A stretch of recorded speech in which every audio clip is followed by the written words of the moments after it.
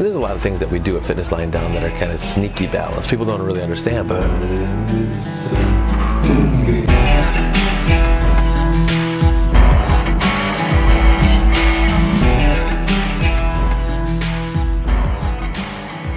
could you stand on one leg in 20 seconds? You might think to yourself, of course I could stand on one leg for 20 seconds, but why don't you try it out, see how it works for you?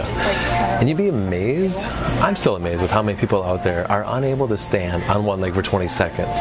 And I'm not talking about standing on one leg and being all over the board. I'm talking about being able to stand on one leg and make it look like you own it. That you have no problem standing on one leg. Can you do that for 20 seconds?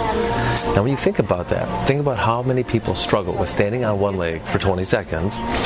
Think about all the people that are runners, right? If you can't stand on one leg for 20 seconds, what do you think running is? Running is a series of alternating single leg hops. If you can't stand on that one leg, think about all the things that are going to happen. Back, hip, knee, ankle, and guess what? Even shoulder pain, shoulder problems. That's what's going to happen. And balance kind of hits home to me too, because when I was studying at UW La Crosse here, one of our classes we had to do the single leg balance test, which again, stand on one leg for 20 seconds. I couldn't do it. And the reason why I couldn't do it was I was thinking about the task of just standing on one leg. And I was all over the board. But when I started thinking about the intent, and that's what we bring to life at Fitness Lying Down, is when I bring the intent, not the task, bring the intent of standing on one leg. It's not about the leg that's up in the air. It's not about me standing on one leg.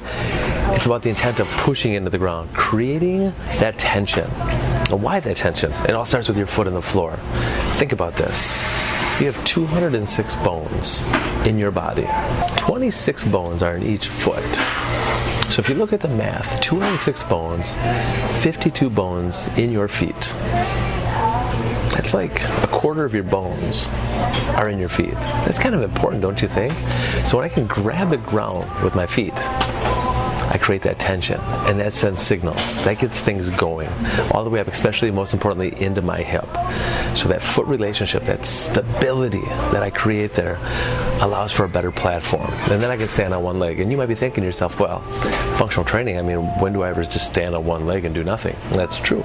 You don't do that a whole lot of times. But even walking, a very important gait pattern, right? That's what makes us human. That's our human experience, is we're full-time bipeds. There's no other animal in the animal kingdom that can claim to be a full-time biped. And what do you think walking is? I said before, running is a series of alternating single leg hops. Walking, I'm always on one leg.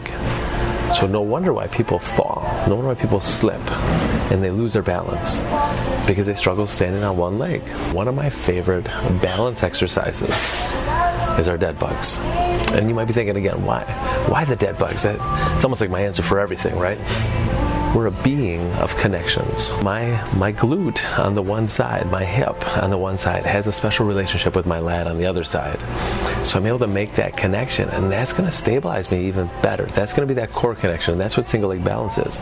It's not about leg strength. It's about core strength, core connections.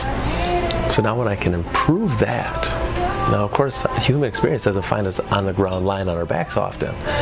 So I got to be able to transfer what I've learned there into a standing posture, an upright position. So then I'll move into one of our other favorite ones, is the half kneeling arc press, using our ultimate sandbag. And you might be thinking, well, you're not standing on one leg, but that's true, I'm not. But the environment that I put myself in now is very unstable because of that half kneeling position. And as I grab on tight, as I break that bag apart, and I'm pushing into the floor, as I'm bringing that bag up over the crown of my head and bringing it back down, all that movement with the ultimate sandbag wanted me to go this way, but my lower body's saying no. That's getting me one step closer to being a balanced rock star. Core connections. Again, lat on the one side, hip on the other side. It's magic. It's happening. I don't always say thank you, but when I do, you're welcome.